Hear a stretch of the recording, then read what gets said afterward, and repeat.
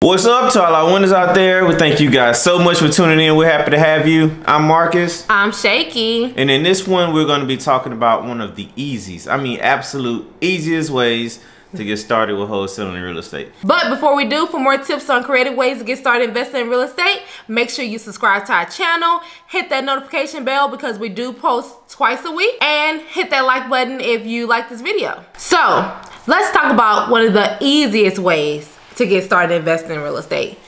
One of the easiest ways to get started investing in real estate is to JV with somebody. JV stands for joint venture. Yep. Joint venture can be like thebomb.com if you want to get started and you like have minimal money or time to get started investing in real estate. Like, it could be the best. Yeah. Like, it is the best. I know. So just to explain the way joint venturing works is, I know on our first deal, we got started by, we found the seller and then we partnered with someone to find the buyer. Because we didn't have a buyer's list. Yeah. We just wanted to get started right away. So we didn't build our buyer's list immediately. We just got started and we found a motivated seller. Then we got with someone else that we know were in the business and they had a buyer's list and they were able to, you know, connect us with a buyer. So we found the seller, they found the buyer, joint venture, split the deal 50-50.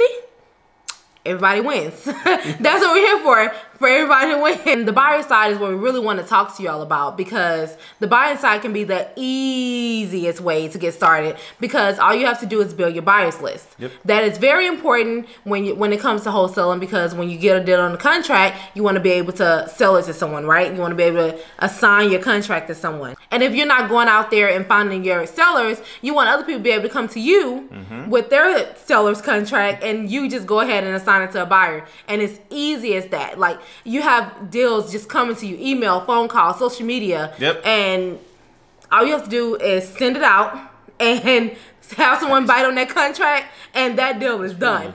That is done. All you have to do is market a deal for someone else and that's it. That's it. Now, you might have to get a lockbox or something like that. Yeah. But, that's it. Like, but it doesn't get any easier than that, guys. And that is the easiest way that we found to get started investing in real estate. Let's talk about JVing. When you have a JV or a joint venture, as some people call it, you have two sides to it. You have the person that finds the motivated seller, and also you have the person that finds the buyers or has a buyer's list. And the person that's finding the motivated sellers, they're out there marketing to sellers. They're out there meeting sellers. They're taking appointments. They're spending money on marketing. Yep. But the people that have the buyer's list, there's several ways, and we'll get to that later in this video, to find buyers, but you don't have to put as much money into building your buyer's list. And so that's why we want to present this as one of the easiest ways to get started, because it doesn't cost as much money, and a lot of times it doesn't take as much time as it does for finding motivated sellers. Okay, so let's talk about ways to actually build a buyer's list, right? So one of my personal favorite ways of building a buyer's list is to simply go to public records.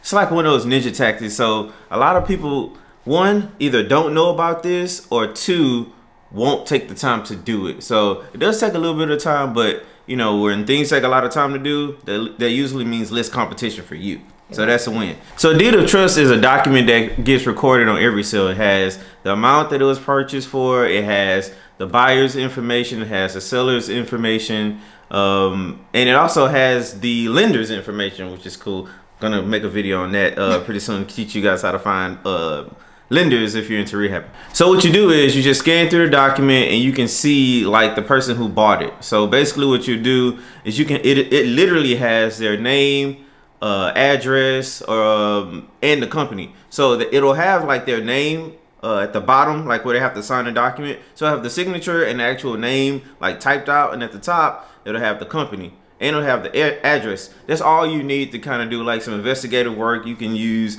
like Facebook. You can look up these companies. So when Google searching these things, I have found several people search and business searchers websites where it'll give you the corporation name and the managing members' names, and even the phone number in most cases. Another great way is to simply get your butt out there and network. Start going to some of these meetups, these masterminds, And like your local real groups, they always have like different events going on. I know we're in Houston, so there are a ton of them. Get out there, get your cards, let people know what you're doing. Let them know that you have a buyer's list and you're looking to partner with other wholesalers to get their deal sold. Another great way is to simply go on social media, websites like Facebook. So Facebook has a ton of groups for real estate investors, and they're always posting things like you can literally post looking for buyers in such and such zip code, or looking for cash buyers in the Houston area. Right. And a lot of these groups are targeted for your area. So if you join some of these groups that are targeted for your area, like we're in Houston, we have a lot of Houston Facebook groups. Yeah. And all you have to do is get on there and post, and it's going to be people within your same areas.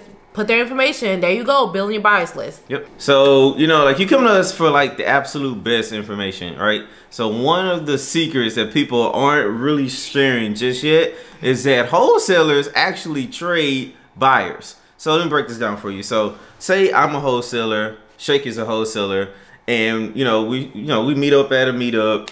And we just start talking about our different lists. We talk about what we're doing. So we're at a networking event, and I'll bump into Marcus, and I'll be like, "Hey, sexy." I'll check you. Not just kidding. Oh God. So I'm at a networking event and I bump into Shaky. So the conversation will go a little bit like this. Hey, I'm Marcus. I'm a real estate investor in Houston, and I primarily do wholesaling. What type of investing are you interested in right now? Hi, Marcus. I'm Shaky. I'm currently doing wholesaling as well. Really? What areas are you focusing in? I like to invest in areas outside of the loop. Oh, nice. Me too. Yeah. Do you have a buyers list? I'm currently working on building it right now. It's not that great. I was kind of embarrassed to say, but I'm currently building mine too. So you wanna trade?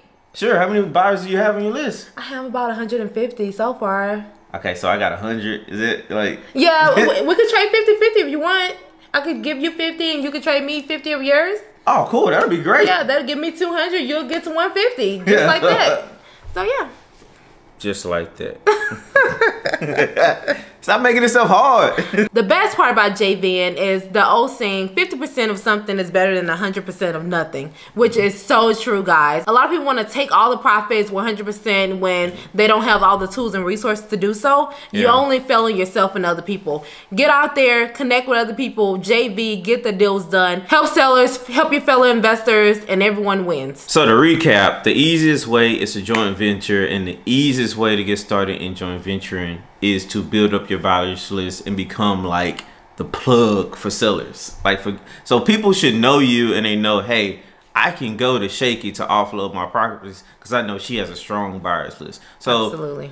The crazy thing is, like, when we thought of this, we're like, the first thing that came to my mind was Tim Ferriss's book, 4-Hour Workweek. So imagine yourself, like, you can, like, this could be the only part of wholesaling that you can do if that's what you choose to do. There's absolutely nothing wrong with that. So I thought about Tim Ferriss' 4-Hour Workweek because I was like, dang, so if you get this right and you build up this massive buyer list and people are coming to you just to offload deals, you don't have to deal with like sellers, you don't have to deal with marketing, you don't have to deal with internet stuff. All you do is take the deal, analyze. You got to make sure that it is a deal because you don't want to just be sending crap to your buyers. So you take the deal, analyze it, and you literally go to something like MailChimp or something like that to blast out to your email list, your buyers list, and you sit back and wait for the deal to close. Because remember we were talking about the lockbox. So you put the lockbox on there so that when buyers ask to see the property or anything like that, you just give them the code on the lockbox, let them go in and take a look, and that's it. And 9 times out of 10, you're not even having to do that because that wholesaler that has the property under contract with the seller is going to want to put a lockbox on there anyway to make sure that right. That is right. Make sure that the deal gets done. So you're literally just connecting people and making money from it. So yeah. So imagine that you're getting paid 50% of a deal, and all you're doing is pressing the send button from MailChimp or wherever the heck you're sending your emails from. That's crazy. Yeah. So that's it for this one. We'll see you in the next one. Peace.